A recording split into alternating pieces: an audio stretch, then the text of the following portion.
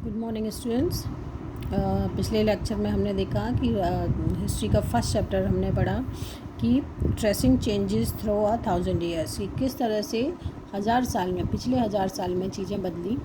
मतलब लगभग 700 से लेकर 1750 तक, सन 700 से लेकर सन 1750 तक कि क्या क्या चेंजेस हुए। उसमें हमने देखा कि दो तरह के मैप देखे, जो एक बिल्कुल ही उल्टा, इसको हम देखते हैं कि श्रीलंका जो है वो ऊपर की साइड, नॉर्थ की साइड को है, जो हमारा साउथ है वो नॉर्थ की साइड को है, और जो दूसरा हमने मैप देखा वो अभी के जो हमारा मैप है इंडिया का, उससे बहुत ज़्यादा मिलता जुलता है। उसके बाद हमने देखी न्यू टर्मिनोलॉजीज़, शब्दावली की शब्द किस तरह से चेंजेस हुए, शब्दों के अर्थ किस तरह से चेंजेस हुए। हिंदुस्तान है, फॉरेनर है, कि पहले फॉरेनर किसको कहा जाता था, आज फॉरेनर किसको कहा जाता है, और उस समय और पहले किसको कैसे कहा जाता था। फिर हम आज इसमें पढ़ेंगे हिस्टोरियंस एंड देयर सोर्सेज, कि जो इतिहासकार हैं और उनके स्रोत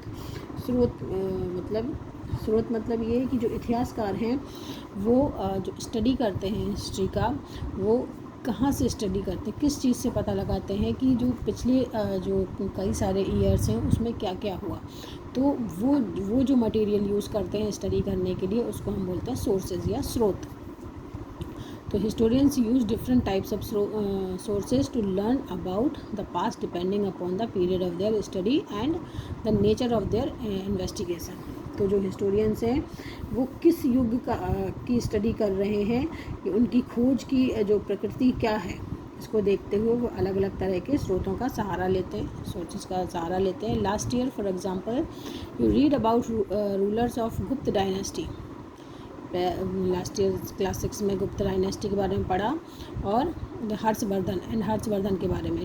इन this book we will read about the following 1000 years from रफली 700 to 1750, मतलब सन 700 से लेके 1750 ईस्वी तक, मतलब लगभग 1050 तक कि क्या क्या चेंजेस उसमें हुए। You will notice some continuity in the sources used by historians for the study of this period. आपने नोटिस किया होगा कि इस काल के अध्ययन के लिए 700 से 1750 के अध्ययन के लिए, स्टडी के लिए जो हिस्टोरियंस हैं, जिन स्रोतों का वो प्रयोग करते थे, उनमें से आपको बहुत सी बातें ऐसी मिलेंगी जो पिछले युग से वैसी ही चली आ रही हैं। तो they still rely upon coins, inscription, architecture and textual records for information। मतलब कि इतिहासकार जो हैं इस काल के बारे में सूचना इकट्ठी करने के लिए अभी भी सिक्कों, कॉइन्स का, इंस्क्रिप्शन जो शिलालेख होते हैं उसका, आर्किटेक्चर जो स्थापत्य कला होती है, जो आर्किटेक्ट होता है, जो बिल्डिंग्स वगैरह जो मॉन्यूमेंट्स हैं उसमें किस तरह का आर्किटेक्ट यूज़ किया गया है वो, और साथ में जो लिखे हुए जो लिखित सामग्री है उस पर वो रिलाई करते हैं, उस पर ही वो भरोसा करते हैं, निर्भर करते हैं हिस्ट्री को जानने के लिए।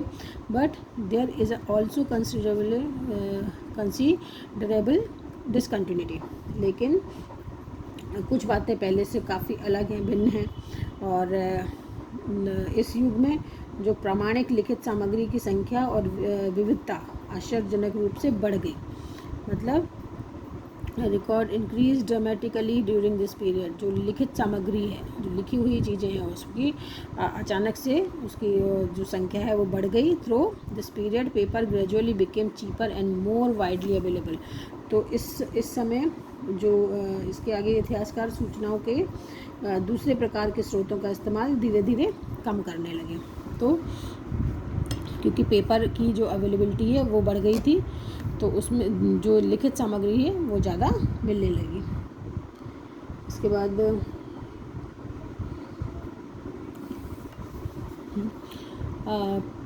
People use it to write holy text. मतलब पेपर जो था वो सस्ता होता गया, आज आसानी से अवेलेबल होता गया, तो लोग इसको लिखने के लिए यूज़ करने लगे। क्रॉनिकल्स ऑफ रूलर्स, जो कथाएं होती हैं,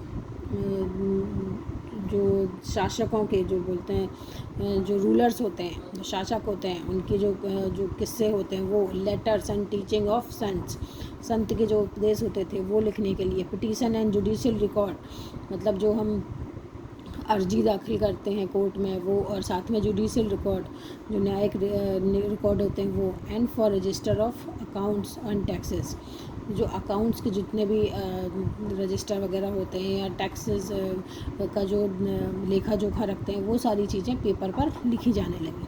manuscripts and were collected by wealthy people, rulers, monasteries and temples. जो मैन्यूस्क्रिप्ट थी जिसको हम बोलते हैं पांडुलिपियाँ या मैन्यूस्क्रिप्ट जो लिखी हुई थी, वो ज़्यादातर जो धनी लोग होते थे वो जो शासक होते थे वो मोनेस्ट्रीज जो धार्मिक जो संस्थान होते थे वहाँ पर, और टेम्पल्स में इनमें रखा जाता था इनको। तो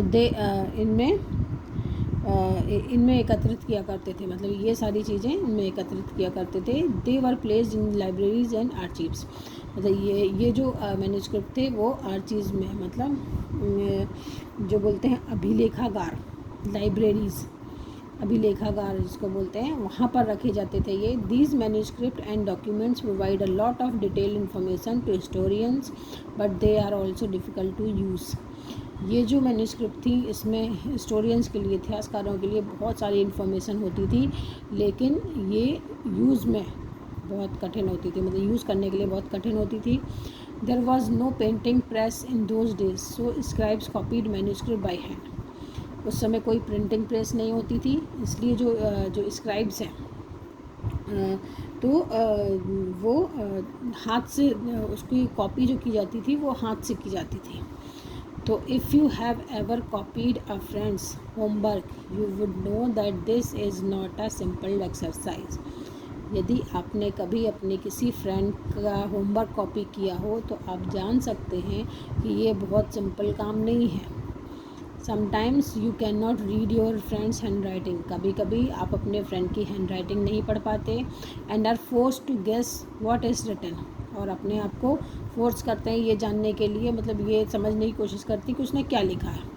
तो as a result there are small significant difference in your copy of your friends work.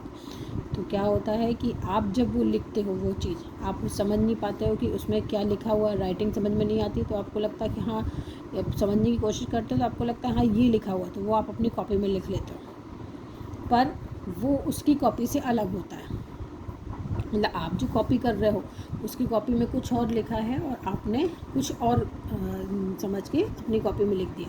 अब जो तीसरा आपकी कॉपी से लिखेगा वो कुछ और समझेगा। तो इस तरह से जो ये जो कॉपी होती है तो उससे जो चीज़ें हैं उसकी बहुत सारी चीज़ें वो चेंज होती चली जाती हैं। तो as scribes copied manuscript they also introduce small changes. जैसे जैसे जो स्क्राइब्स थी वो मैन्यूस्क्रिप्ट में कॉपी की गई हो, पांडुलिपि स्क्राइब्स को बोलते हैं, तो मैन्यूस्क्रिप्ट कॉपी की गई उसकी, तो उसमें कुछ थोड़े थोड़े चेंजेस आए। A word here, a sentence there, शब्द यहाँ वाक्य वहाँ। These small differences grew over centuries of copying until manuscript of the same. तो ये जो था, तो ये जो चीज़ है कि कोई जो सदी दर सदी ये जो मैन्यूस्क्रिप्ट है, प्रतिलिपियाँ जिसको बोलते हैं, प्रतिलिपियाँ, इन मैन्यूस्क्रिप्ट की भी मैन्यूस्क्रिप्ट बनती गई, फिर उसकी भी मैन्यूस्क्रिप्ट बनी, तो उसमें जो चेंजेस है वो बहुत ज़्यादा, कि मतलब जो सही चीज़ क्या थी, मूल ग्रंथ क्या था, वो मैन्यूस्क्रिप्ट उससे बिल्कुल अलग था। तो इससे बड़ी गंभीर समस्या उत्पन्न हो गई, क्योंकि आज हमें लेखक की मूल पांडुलिपि, मूल जो स्क्राइब होती है, मेन जो स्क्राइब होती है, वो शायद ही कहीं मिलती है। हमें बाद में जो लिपिकों द्वारा बनाई गई प्रतिलिपियों पर ही पूरी तरह निर्भर रहना पड़ता है। मैन्यूस्क्रिप्ट जो कॉपी की गई जो मैन्यूस्क्रिप्ट है उस पर ही हमको निर्भर रहना पड़ता है।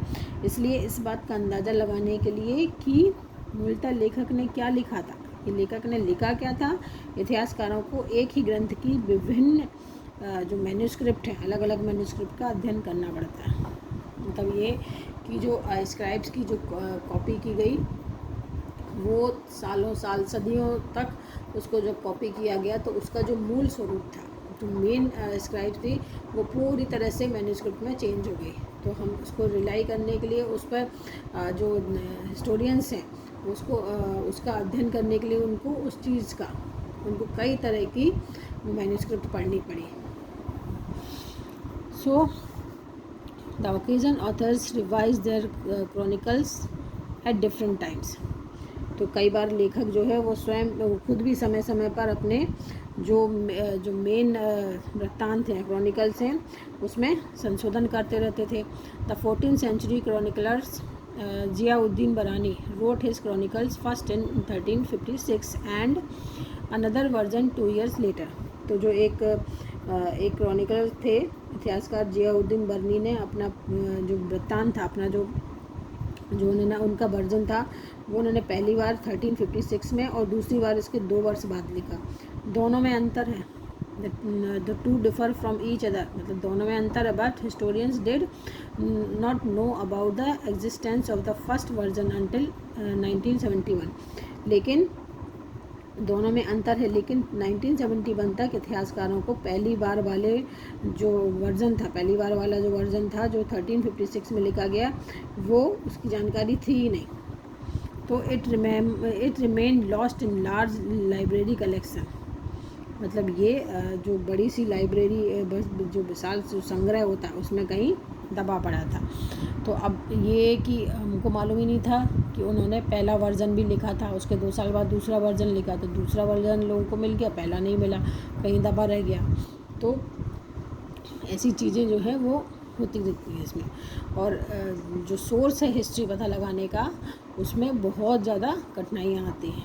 New social and political groups. The study of the 1000 years between 700 and 1750 is a huge challenge to historians, largely because of the scale and variety of developments and occurred over the period. At different moments in this period, new technology made their appearance, like the Persian wheel in irrigation, the spinning wheel in weaving, and firearms in combat. तो जो 700 से लेके सन 700 से 1750 के बीच में 1000 वर्षों का जो स्टडी करते हैं हिस्टोरियंस, उनको बहुत सारे चैलेंजेस रहते हैं।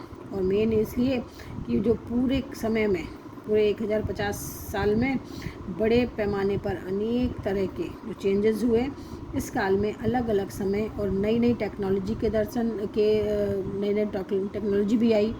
और जैसे जो इरिगेशन में व्हील का प्रयोग, जैसे सिंचाई के लिए जो उसको बोलते हैं रहट का प्रयोग होने लगा। और साथ में जो वीविंग था उसमें चरखे का, मतलब बुनाई के लिए जो कपड़ा बुनने का जो काम होता है उसमें चरखे का उपयोग होने लगा। और युद्ध में जो थे जो फायर आर्म इन कॉम्बैट, मतलब युद्ध में बारूद और गोला बारूद और हथियारों का इस्तेमाल होने लगा।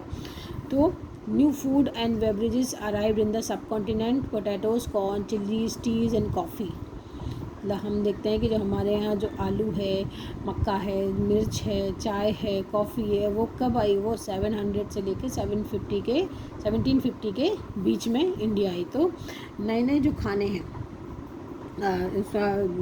इसका नई तरह का खान पान आया, आलू, मक्का, मिर्च, चाय और कॉफ़ी। और ये ध्यान रहे कि ये जो परिवर्तन थे, ये जो चेंजेस थे, ये नई टेक्नोलॉजी और फसलें उन लोगों के साथ आए और जो नए विचार भी लेके आए। जिन लोगों के साथ ये चीज़ें आई उनके नए नए विचार भी आए। तो इसका परिणाम ये हुआ कि इस काल में आर्थिक, राजनीतिक, सामाजिक और सांस्कृतिक परिवर्तनों का भी काल रहा। मतलब साथ में ये economic, political, social and cultural changes भी इस समय हुए। We will learn about some of these changes in chapter 5, 6 and 7। ये जो चेंजेस हैं इनके बारे में आगे पढ़ेंगे हम। This was a period of great mobility. Groups of people travel long distance in search of opportunity. This subcontinent held immense wealth and the possibilities for people to carve a fortune.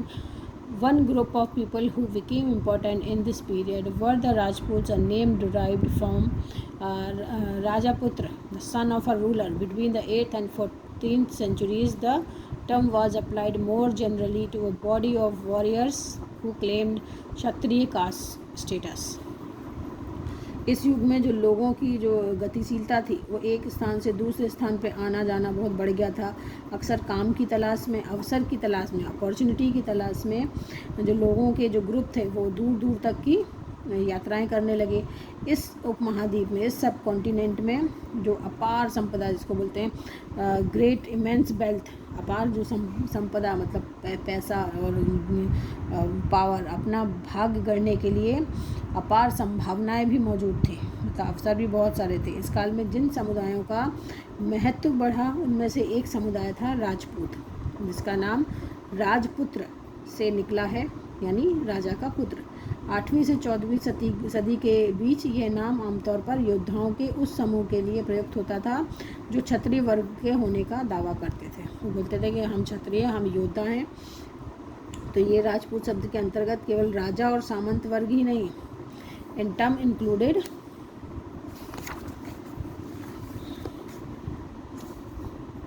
just ruler and chieftain, but also soldiers and commanders who served in the armies of different monarchs all over the subcontinent. मतलब सिर्फ राजा और जो उनके मुख्य अधिकारी थे उनके लिए ही ये टर्म यूज़ नहीं होता था, बल्कि जो सेनाओं में अलग अलग शासकों की जो सेनाओं में जो सेवारत थे, जो योद्धा थे, जो लड़ने वाले थे, जो सिपाही थे, कवि और चारण राजपूतों की आचार संहिता, प्रबल पराक्रम और स्वामी भक्ति का गुणगान करते थे. इस युग में राजनीतिक दृष्टि से महत्व हासिल करने के अवसरों का लाभ मराठा, सिख, जाट, अहोम और कायस्थ आदि समूहों ने भी उठाया. मतलब ये सारी चीज़ें भी उस समय ही इमर्ज हुई. तो आज का चैप्टर हम यहाँ पर ही ख़त्म करते हैं. इसके आगे का हम कल कंटिन्यू करेंगे. Okay, thank you.